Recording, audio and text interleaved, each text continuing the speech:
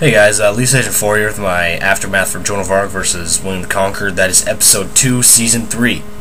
I know in my predictions I said William would win, but to be honest, in the back of my head I always thought Joan would win, and it really came clear to me that she would after the crossbow demo.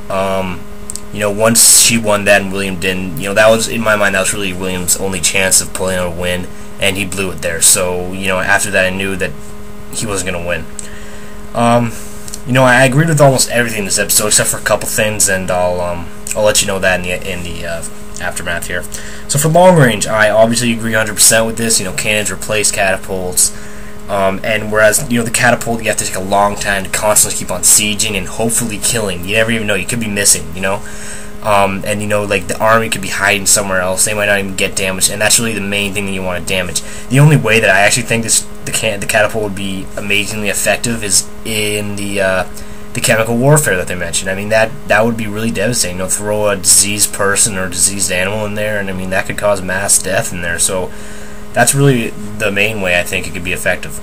And I mean, the cannon, it forces its way in. There's no stopping it. It takes the wall down and you're in. All right, and then you can battle on from there, and whoever has a bigger army probably wins in that case.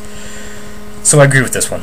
On mid-range, I know in Napoleon versus George, I thought Napoleon should have gotten the edge because he didn't half the time as George, even though George got one more kill. But not this time.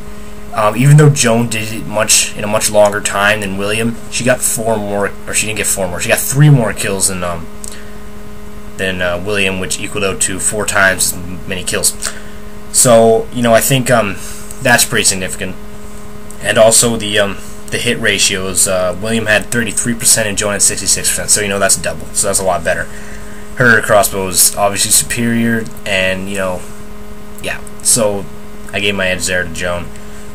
For short range, I agree with this. Even though William's sword was not able to penetrate Joan's armor, I think if he wanted, he could still use it as like a baseball bat. I mean, he's obviously stronger than Joan. I think Joan, just the fact that she was a woman and she wasn't as strong with her sword, I think that would have worked not in her advantage. So I think, yeah, the sword, it was good. I mean, it obviously was not going to penetrate Joan's armor. The only way that could happen is from some lucky blow to the neck, like we saw in the demo, or just somewhere where she didn't have armor, which wasn't very often. She had a lot of armor. So for battle tactics, I agree with this 100%. Joan was more of a psycho. She was a psychopath. She just believed God was on her side and blah blah blah. Whereas William, he was actually in tune with reality, and he had to do what he had to do to make his army win. And that was not just going psycho and believing God would save you. He actually used tactics and such. And this is also why I think William should have gotten the edge for intuition. That was one of the things I didn't agree with. We saw that as the X factors. Joan got the edge for intuition. Well, I think that if you're going to give somebody the edge for battle tactics, you might as well give them the edge for intuition as well. They kind of come hand in hand. Alright? And I was really surprised Joan got that, as was, Jeff Desmoulins. He said that. He was surprised, and I don't blame him. Another thing I didn't agree with was the armor. They said that the plate armor was more mobile than William's chainmail, but that was the reason for chainmail. It was more mobile, and that was what was bad about plate armor. It was less mobile, so I don't really know how they got those numbers. Maybe it was the fact that Joan was a girl and she was, I don't know, skinnier. I don't know. But I really was surprised by that, and I don't really know if I agree with that. So, this episode was good. It wasn't really that exciting, though. I want to see warriors with different weapons. Like, I want to bring back the Rajput and Vlad. Those guys, they were awesome. A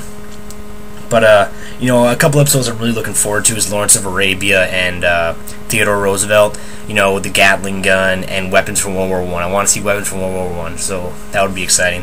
As well as Ivan the Terrible and Hernan Cortez. Ivan has this huge axe, and well, yeah, you actually see that in the beginning song. Look for it next time. It's only there for a brief second, but it looks pretty sweet, so I want to see that. Guys, tune in sometime before the next episode for my prediction on the U.S. Army Rangers and the North Korean Special Ops Force. I'm excited for this one because it's live. It's live. That should be interesting, and they're going to give a special announcement. I don't know what that's going to be. I have a special video I'll be putting it up sometime this week. you know, it's nothing really special. Don't piss your pants excited about it, but you know, it's gonna be up, so we might as well watch it. And also, let me know what you think, because I kind of thought the girl that portrayed Joan in the, like when they're testing the weapons, she was kind of hot. So, let me know what you think there. All right, see you guys later, and bye.